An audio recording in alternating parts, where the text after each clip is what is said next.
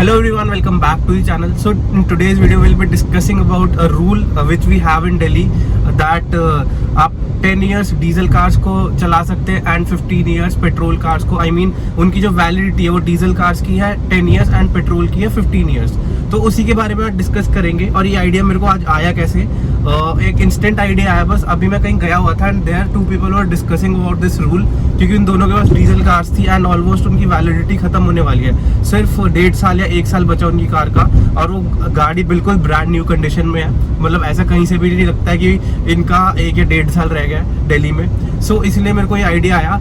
Also I was planning to make this video with them only, जो लोग थे, but they were camera शायद तो उन्होंने मना कर दिया. तो मैं यहाँ पर उनका भी पॉइंट ऑफ व्यू रखने आया हूँ. तो एक बार अभी मैं बाहर हूँ थोड़ा, एक बार गाड़ियों को एक जगह खड़ी करते हैं एंड उसके बाद मैं ये वीडियो स्टार्ट करता हूँ. So stay tuned. So park my car. अब इस बारे में बात करते हैं कि मेरा क्या कहना है इस वाले रूल पर, जो है 10 ईयर डीजल की वैलिडिटी एंड 15 ईयर पेट्रोल की वैलिडिटी. सो देखो, पेट्रोल की तरफ तो मैं नहीं जाऊँगा बिकॉज उसको इनफ टाइम मिल जाता है. 15 साल कोई गाड़ी रखता भी नहीं, बहुत ही कम लोग रखते हैं जो होंगे गाड़ी के शौकीन या फिर जो रखना चाहते हैं वो रखते हैं. डीजल में देखो कहीं ना गाड़ी की रीसेल काफ़ी ज़्यादा अफेक्ट हो जाती है, क्योंकि मेरे साथ ही खुद हुआ है ये चीज़.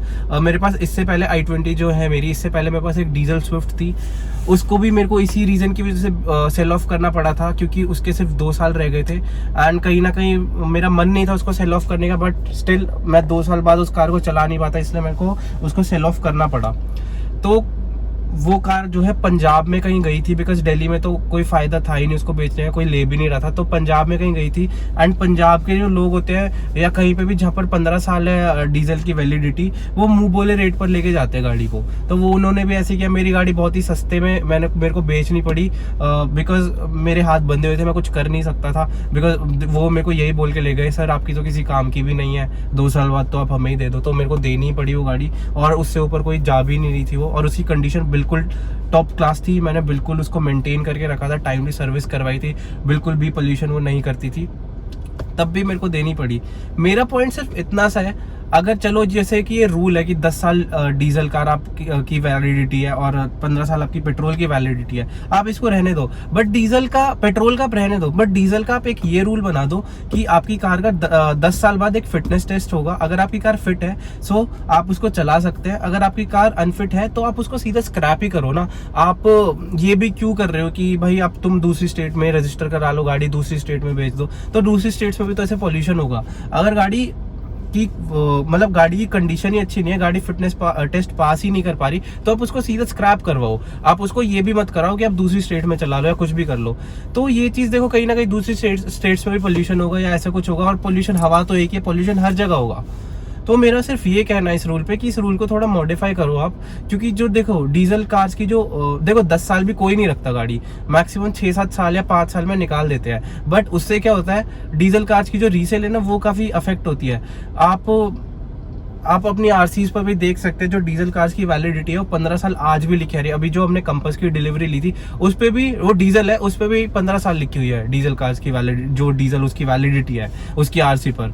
तो यार देखो, कहीं ना कहीं हम 15 साल का टैक्स भी पे कर रहे हैं तब भी, और डीजल कार्स महंगी भी आ रही हैं तब भी ये चीज़ थोड़ी वो हो रही है, मतलब डिस्क्रिमिनेशन हो रही है एक तरह से ये डीजल कार्स के जो ओनर है उनके साथ, कि भाई हम डीजल कार्स सिर्फ 10 साल चला सकते हैं. 10 साल भी पूरे नहीं, हमें कहीं ना कहीं 7 साल जब उस कार के हो जाते हैं या 8 साल हो जाते हैं तो हमें निकालनी पड़ती है, वो बहुत सस्ते में जाती है. तो यार आप एक रूल बनाओ, जैसा कि मैंने बोला. जैसे ये मेरा पॉइंट ऑफ व्यू, आपका क्या पॉइंट ऑफ व्यू है वो आप कमेंट सेक्शन में बताइए. और मैं एक और, जैसे कि मैंने बताया था कि 2 लोग डिस्कस कर रहे थे कि उनकी कार के 2 साल रह गए या 1.5 साल रह गए, जितना भी रह गया है. तो मैंने उनकी कार की कंडीशन भी देखी. उनकी कार ऑलमोस्ट 50 या 60,000 चली हुई है. डीजल स्विफ्ट थी और एक सियाज थी.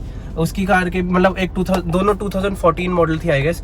तो यार कहीं ना कहीं देखो वो लोग भी सफ़र कर रहे हैं इस चीज़ में. उनकी कार ज़्यादा भी नहीं चली है. उस कार की उन्होंने बिल्कुल एक जो जिस प्राइस पर उन्होंने कार खरीदी वो मेरे ख्याल से उनकी वैल्यू भी पूरी नहीं हुई गाड़ी की, कि हाँ भाई जो भी है, बट स्टिल उनको बेचनी पड़ी. अब गाड़ी की मैं कंडीशन आपको दिखा दूँ तो आप कह ही नहीं पाओगे, 7-8 साल पुरानी गाड़ी है. गाड़ी बिल्कुल दिखने में सही है, बाकी टाइमली सर्विस कराई है उन लोगों ने भी. और जैसा कि मैंने अपनी स्विफ्ट का बताया, मैं भी हमेशा उसको अच्छे से मेंटेन करके रखता था बिल्कुल, एंड टाइमली सर्विस कराता था. ऑल्सो एक अभी मेरे को कुछ टाइम पहले एक जेटा दिखी थी उसकी भी बिल्कुल अच्छी कंडीशन थी, बट सिर्फ उसके 2-3 महीने रह गए थे दिल्ली में, इसलिए वो भी उनको सेल ऑफ करनी पड़ी। मैं उसका एक आर्टिकल भी आया था टीम BH पे, मैं उसका लिंक जो है वो कमेंट बॉक्स में दे दूंगा, पिन कमेंट में आपको मिल जाएगा, वो आप जाकर उसको पूरा पढ़ सकते हैं। उसमें भी सेम यही था कि उसको मतलब उनको जो पुलिस थे वो रोकती रहती थी कि इस गाड़ी के 4-5 महीने रह गए, 4-5 महीने रह गए। सो मजबूरन उनको भी वो गाड़ी सेल ऑफ करनी पड़ी, एंड उसकी कंडीशन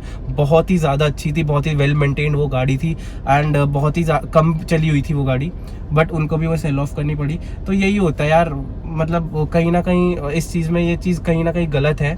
अब पोल्यूशन तो देखो जब से रूल आया उसके बाद बढ़ा ही है, कम तो हुआ नहीं है जहाँ तक मैंने देखा है। तो कहीं ना कहीं यार देखो इस रूल को थोड़ा मॉडिफाई करना चाहिए। जो गाड़ियाँ पोल्यूशन एक्चुअल में कर रही है उनको हटाना चाहिए, लेकिन जो गाड़ियां नहीं करनी उनको रहने दो एटलीस्ट, क्योंकि डीजल इंजन आपको भी पता है वैनिश हो रहे हैं धीरे धीरे, और जो डीजल इंजन को चलाने का मजा है, अब मैं भी बहुत बड़ा डीजल हेड हूँ, मेरे को भी बहुत शौक है। वो जो टॉर्क क्रश आता है डीजल में और वो जो पावर फील होती है वो इतना कहीं ना कहीं नेचुरली एस्पिरेटेड पेट्रोल में तो बिल्कुल नहीं होती। सो मैं भी थोड़ा इस चीज़ के देखो अगेंस्ट ही हूँ, बट क्या कर सकते हैं, रूल है तो है। बट पॉइंट ऑफ व्यू सिर्फ मेरा इतना है कि इस रूल को मॉडिफाई करना चाहिए आई गेस। और आपका क्या कहना है इसके बारे में वो आप कमेंट बॉक्स में बताइए। एंड इतना ही था इस वीडियो में, और आई hope you guys liked it, थोड़ी इन्फॉर्मेटिव लगी हो, या मैंने अपना पॉइंट ऑफ व्यू रखने की कोशिश करी यहाँ पर। आप अपना भी रखिए कमेंट में, जैसा कि मैंने बोला। So this is it for today, I hope you like the video. अब मैं मिलूंगा आपसे नेक्स्ट वीडियो में, till then bye bye and stay safe.